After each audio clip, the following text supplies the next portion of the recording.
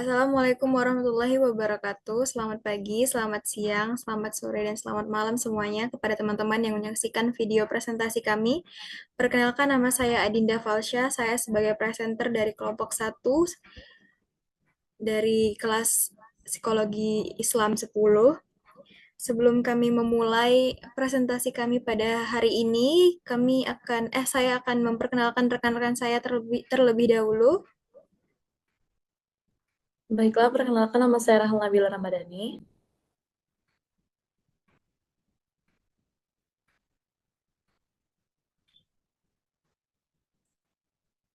Perkenalkan, saya Asmiranda. Perkenalkan, saya Nanda Hairunisa. Dan ada satu teman kami yang bernama Sufiati Ningsi. Lalu teman-teman, sebelum kita lanjut ke materi pembahasan, saya akan memberitahu terlebih dahulu mengenai materi yang akan kami bahas. Jadi kami akan memaparkan materi mengenai penelitian yang telah kami riset, yaitu mengenai psikologi agama, kegiatan pengajian terhadap ketenangan jiwa jemaah.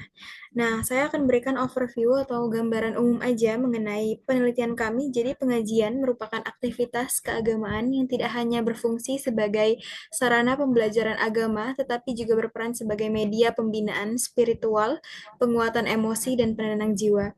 Dalam perspektif psikologi agama, kegiatan pengajian membantu seseorang mengatur pikiran, mengelola emosi, serta menemukan makna hidup. Melalui nasihat agama, diskusi, dan doa bersama, jemaah seringkali merasakan ketentraman dan arah hidup yang lebih jelas. Selain itu, kehadiran komunitas pengajian memberikan rasa kebersamaan yang dapat mengurangi kecemasan dan beban hidup, sehingga aktivitas ini dipercaya mampu menumbuhkan ketenangan jiwa secara mendalam.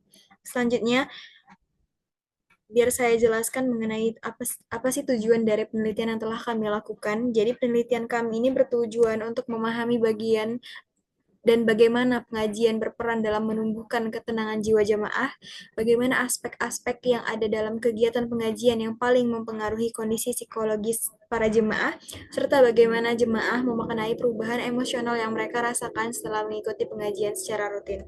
Baik, materi selanjutnya mengenai kerangka teori spiritualitas Islam itu akan dijelaskan oleh pemateri kami dan rekan saya yang bernama Rahel Nabila.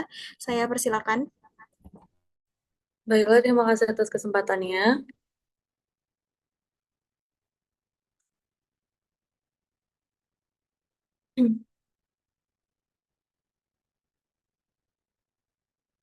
Jadi pada bagian ini kita akan membahas tentang bagaimana spiritualisme dalam Islam berperan dalam menjaga kesehatan mental dan kestabilan emosi.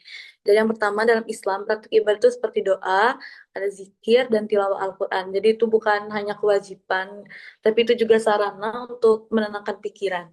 Jadi aktivitas-aktivitas ini tuh membantu seseorang juga merasa lebih tenang, lebih fokus, dan lebih terhubung dengan Allah Subhanahu wa Ta'ala. Terus ada konsep yang disebut attachment to God, yaitu rasa kedekatan dan hubungan emosional dengan Tuhan. Ketika seseorang merasa dekat dengan Allah, ia biasanya memiliki rasa aman yang lebih kuat saat menghadapi tekanan hidup. Jadi hubungan spiritual ini dapat menjadi sumber ketenangan batin. Selain itu, ada juga cara menghadapi masalah. Umat Islam biasanya sering menggunakan doa dan tawakal sebagai bentuk religious coping.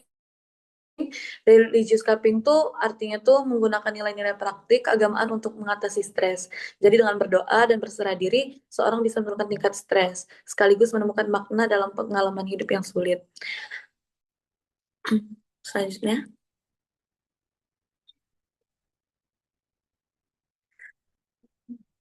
Nah, selanjutnya tuh di bagian ini tuh kita mau lihat tentang psikologi agama. Jadi, psikologi agama mendukung penelitian tentang peran pengajian atau aktivitas religius dalam memberikan ketenangan jiwa. Yang pertama tuh ada teori fakulti. Jadi teori ini tuh menjelaskan bahwa ketenangan jiwa muncul ketika tiga aspek diri bisa bekerja secara seimbang, yaitu ada pemahaman kognitif, sentuhan emosional, dan kemauan untuk berbuat baik. Jadi dalam konteks pengajian, ketiga aspek ini tuh hadir sekaligus. Jadi ada proses belajar, ada sentuhan emosional dari materi keagamaan, dan ada dorongan untuk memperbaiki diri. Kemudian yang kedua tuh ada teori monistik. Jadi teori monistik itu menekankan bahwa pengalaman spiritual dapat menumbuhkan rasa damai ketika seorang merasa dekat dengan sesuatu yang dianggap suci. Jadi dalam hal ini kegiatan pengajian tuh membantu jamaah untuk merasa dekat melalui doa, kajian ayat maupun suasana religius yang mendukung. Selanjutnya tuh ada konsep religious cupping. Jadi religious cupping itu berarti cara seseorang memanfaatkan ajaran dan praktik keagamaan untuk menghadapi stres atau tekanan hidup. Yang artinya tuh agama tuh bukan hanya keyakinan, tetapi juga pedoman yang membantu seseorang tetap tenang ketika menghadapi masalah. Terus ada dukungan sosial religius. Jadi itu tuh sama pengajian. Jadi pengajian tuh menyediakan tempat bagi jamaah untuk merasa diterima, dihargai, dan dipahami. Jadi dengan nilai dan keyakinan yang sama, dukungan seperti ini tuh terbukti untuk meningkatkan kesejahteraan emosional dan memberikan perasaan aman secara psikologis.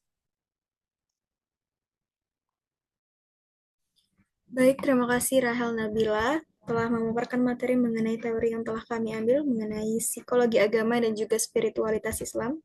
Selanjutnya, materi mengenai kerangka teori psikologi positif akan dijelaskan oleh Asmiranda. Kepada Asmiranda, saya persilakan.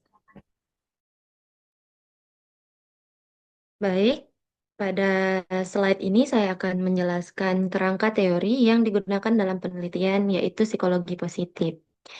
Psikologi positif memandang bahwa emosi positif seperti ketenangan, kelegaan, dan rasa syukur dapat membantu seseorang bertahan menghadapi situasi sulit.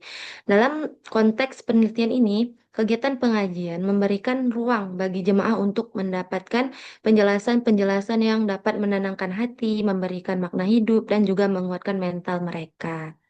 Selain itu, pengajian juga menyampaikan nilai-nilai spiritual yang mendorong pengembangan kebajikan seperti kesabaran, pengendalian diri, dan rasa syukur. Semua aspek ini pada akhirnya berkaitan erat dengan kesejahteraan psikologis jemaah.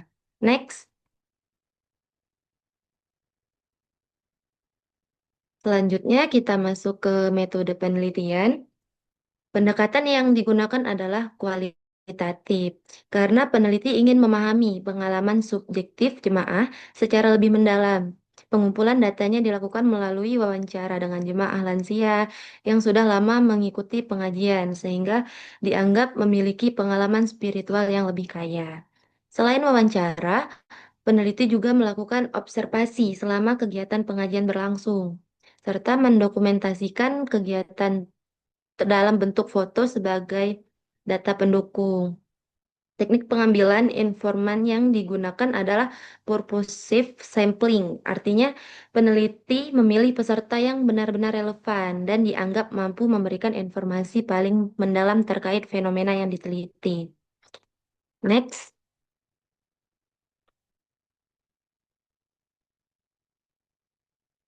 Terus ada hasil penelitian mengenai dukungan sosial, emosi positif, dan rutinitas spiritual dalam lingkungan masjid. Pertama, pada poin nomor 1, hasil wawancara menunjukkan bahwa faktor penting bagi para jemaah, mereka merasa lebih nyaman, lebih semangat, dan lebih diterima secara emosional ketika mengikuti kegiatan bersama sahabat-sahabat mereka yang satu pengajian. Dukungan sosial ini menumbuhkan rasa aman dan ketenangan. Bahkan setelah mengikuti pengajian, jemaah menggambarkan adanya perasaan lega, lapang, dan damai di hati. Hal ini menunjukkan bahwa aktivitas spiritual yang dilakukan bersama-sama mampu menciptakan emosi yang positif dan meningkatkan resiliensi mereka. Kemudian pada poin nomor 2, pengajian menjadi pengajian juga menjadi rutinitas baru, terutama bagi jemaah lansia yang sudah pensiun. Rutinitas ini memberikan struktur dalam kehidupan sehari-hari, membuat mereka tetap aktif dan merasa memiliki kegiatan yang bermakna. Lingkungan masjid yang nyaman, bersih, serta penyampaian materi yang mudah dipahami membuat jemaah merasa lebih tenang dan fokus saat ibadah. Jadi bisa kita simpulkan bahwa lingkungan fisik masjid serta rutinitas spiritual yang teratur sangat berpengaruh terhadap kondisi emosional dan ketenangan mereka. Sekian dari saya kembalikan ke moderator. Baik, terima kasih Asmiranda atas penjelasannya mengenai hasil penelitian dan juga teori beserta metode. Selanjutnya materi mengenai hasil penelitian lagi dan juga ada beberapa diskusi yang akan kami jelaskan. Itu akan dijelaskan oleh Nanda Khairunisa. Saya persilakan. Baiklah, terima kasih moderator atas kesempatannya. Di sini saya akan menjelaskan tentang hasil penelitian motivasi dan perubahan perilaku. Motivasi utama jemaah mengikuti pengajian adalah untuk menambah ilmu agama sekaligus menyegarkan jiwa yang sering jenuh oleh aktivitas sehari-hari. Mereka mengibaratkan pengajian sebagai sumber air yang menghidupkan kembali semangat rohani mereka. Selain itu, pengajian juga mempengaruhi perilaku mereka secara nyata. Jemaah merasa lebih segar, lebih terkontrol dalam berbicara, dan lebih mampu menahan diri ketika menghadapi situasi emosional. Ilmu yang mereka dapatkan selalu pengajian menjadi pedoman dalam kehidupan sehari-hari. Jadi, pengajian bukan hanya menambah wawasan agama, tapi juga mampu memperbaiki perilaku dan menguatkan pengendalian diri. Nah, dampaknya terlihat jelas dalam keseharian jemaah, baik secara emosional maupun moral. Boleh dilanjut, moderator?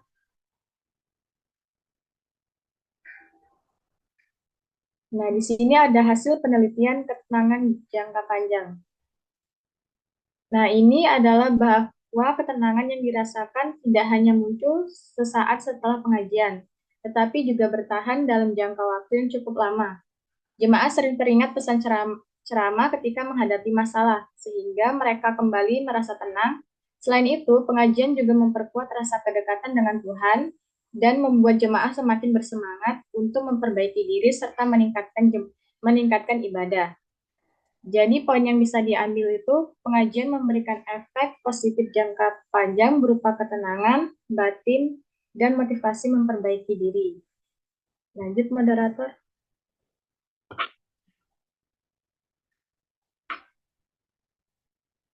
Nah, di sini ada diskusi.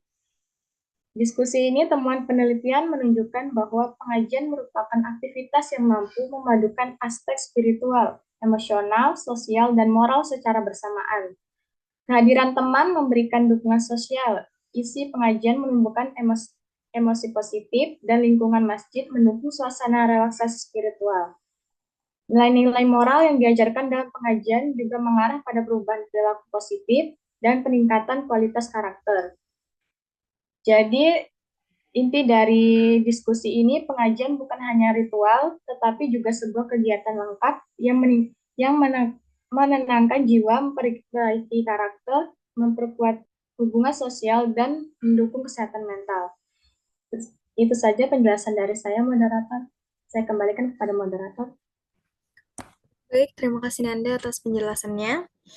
Selanjutnya akan saya ambil alih. Kalian bisa lihat di sini ada beberapa dokumentasi yang telah kami ambil pada saat melakukan yang namanya wawancara dan juga observasi. Ada 2 orang informan yang fotonya ada di sebelah kiri, dan juga ada salah satu pengurus masjid di mana kami meminta izin untuk menggunakan masjid itu sebagai tempat wawancara dan juga observasi kami.